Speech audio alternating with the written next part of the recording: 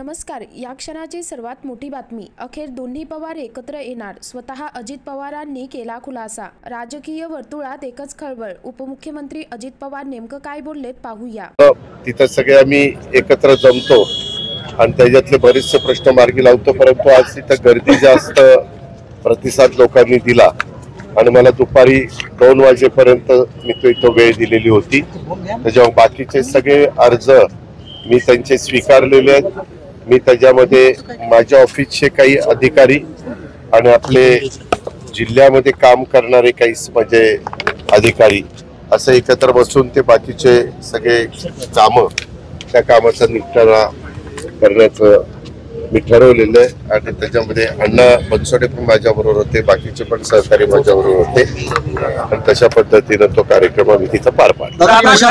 पडला का मागील 3 वर्षामध्ये कामं नाही झाली म्हणून लोकांनी मोठ्या संख्येत नाही, तसं नाही. काय होतं, आता काही गोष्टी अशा असतात की कधी कधी तो सर्वसामान्य माणूस तिथपर्यंत पोहोचू शकत नाही आणि मग बरेच लोक असे सांगतो की दादा आम्ही तिथं जायचा प्रयत्न करतो पण आम्हाला तिथं आतमध्ये सोडत नाही वगैरे वगैरे. आज त्याचं जर काम योग्य असेल तर त्याला मदत झाली पाहिजे. आम्ही महायुतीच्या सरकारमध्ये काम करत असताना आमची मुख्यमंत्र्यांची आमच्या सगळ्या मंत्रिमंडळाची तीच अपेक्षा आहे, कारण जनतेने एवढ्या मोठ्या संख्येने आम्हाला निवडून दिलेलं आहे. त्याच्यावर आम्ही काही नुसतं मिरवण्याच्या करता त्या पदांवर बसलेलो नाही. प्रश्न सुटावेत आणि कुठं अन्याय कुणावर होत असेल तर त्याची दखल आम्ही घेऊन त्याच्यातून त्याला मदत कशी होईल ते पाहावं म्हणून ते केलं. बाकी खरं तर 79 वर्षाचे आजोबा होते, तर तुमच्याकडे त्यांनी तक्रार दाखल केली. काही अधिकारी त्यांना खूप उर्मट पद्धतीने बोलले होते. त्यांनी तुम्हाला सांगितलं काय तुम्ही त्या अधिकाऱ्यांवर कारवाई वगैरे करणार? काही कुठं अधिकाऱ्यांवर काही बोलायला गेलं की तुम्ही लगेच दाखवतो बघा काय केलंय मी.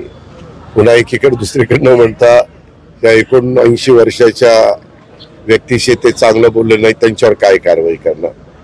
जे काही नियम आम्ही ठरवलेले आहेत, नियमावली ठरवलेली, तशा पद्धतीनं त्याच्यातनं नोंद घेऊन आम्ही काय गोष्टी करायच्या ते करू. जामखेडच्या आमसभेमध्ये रोहित पवार यांनीही अधिकाऱ्यांना खूप आक्रमकपणे त्यांच्यावर ओरडलेले आहेत. काय सांगाल? एकूण संविधानाने आणि घटनेने प्रत्येकाला अधिकार दिलेला आहे. कुणी कसं वागावं, कसं बोलावं, कसं काम करून घ्यावं हा ज्याचा त्याचा प्रश्न असतो आणि त्या पद्धतीने प्रत्येक जण काम करत असतात. आता एवढ्या मोठ्या महाराष्ट्रामध्ये रोज अनेक जण अनेक वक्तव्य करतात आणि त्यांनी हे वक्तव्य केलं म्हणून तुमचं काय मत आहे, तो असा वागला म्हणून तुमचं काय मत आहे. आम्ही आमचं काम करतो. सगळ्यांनी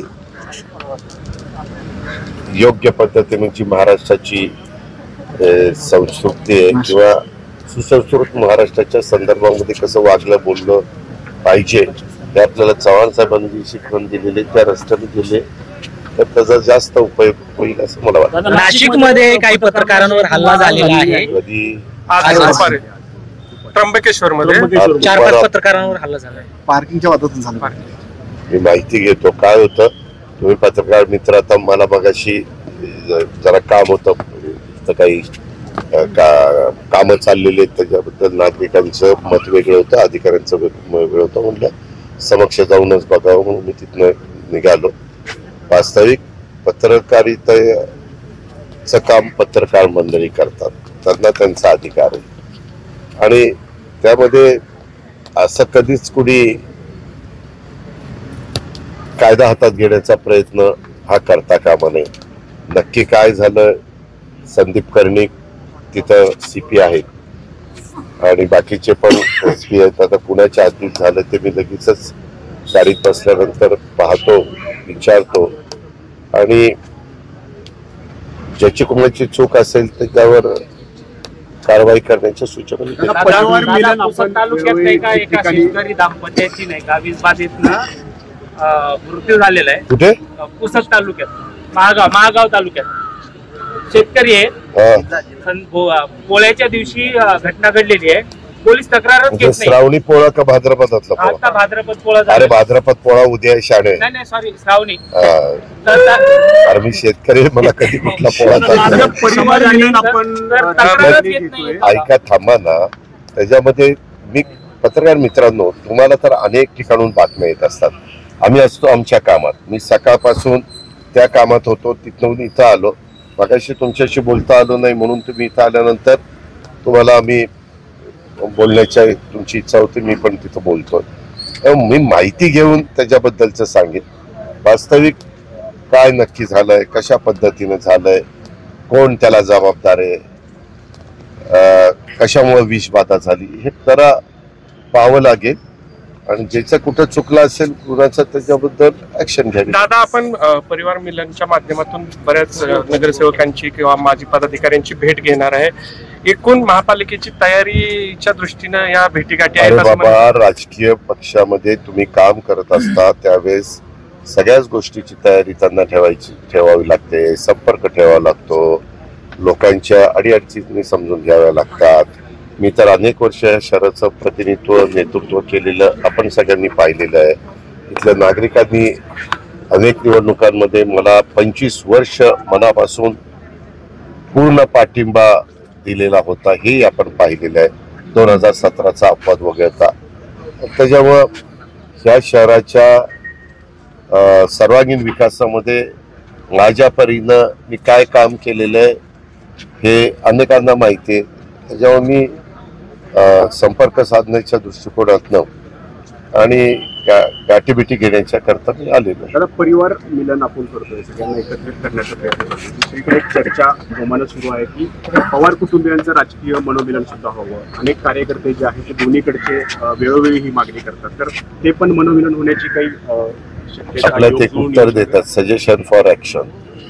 दादा, नाभिक आणि दोन्ही समाजाला जे आहे ती एससी मधून आरक्षण मिळावं अशी मागणी कशामध्ये? लक्ष्मण हाकेकडून कशामध्ये? नाभिक समाजाला दोन्ही समाजाला एससी मधून.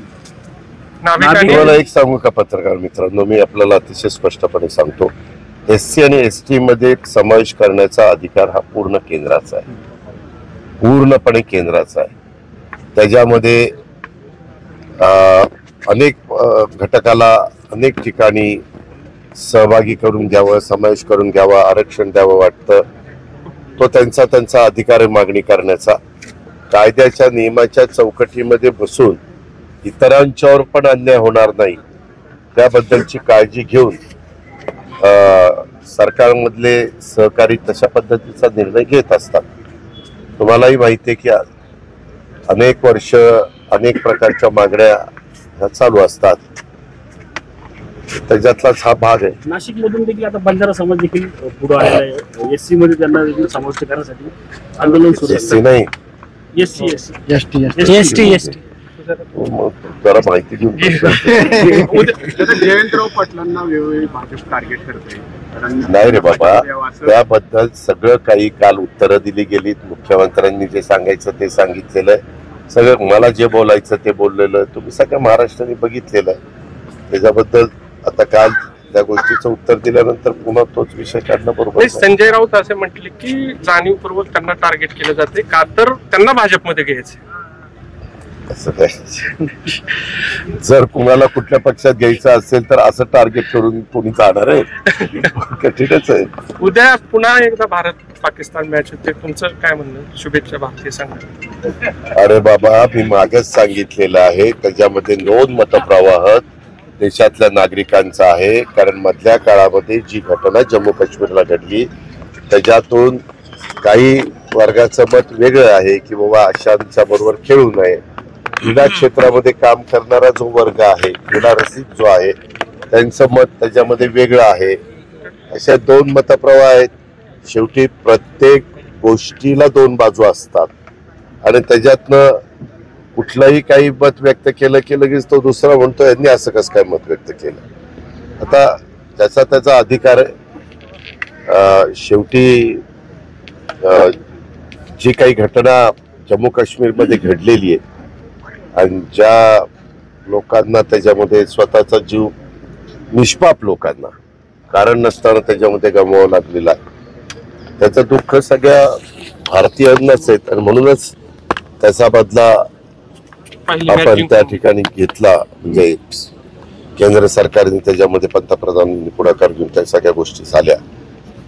परंतु एखादी गोष्ट नजीकच्या काळात झालेली असेल आणि नंतर कुठलं काही असं खेळाचा एखादा विषय पुढे आला तर त्याच्यामध्ये ती जखम. तर मित्रांनो, एकंदरीत संपूर्ण प्रकरण पाहता या संदर्भात तुमचं काय मत आहे ते खाली कमेंटमध्ये नक्की सांगा. चॅनलवरती नवीन असाल तर लगेच आपल्या महाराष्ट्र फर्स्ट या यूट्यूब चॅनलला सबस्क्राईब करून बेल आयकॉन नक्की दाबा.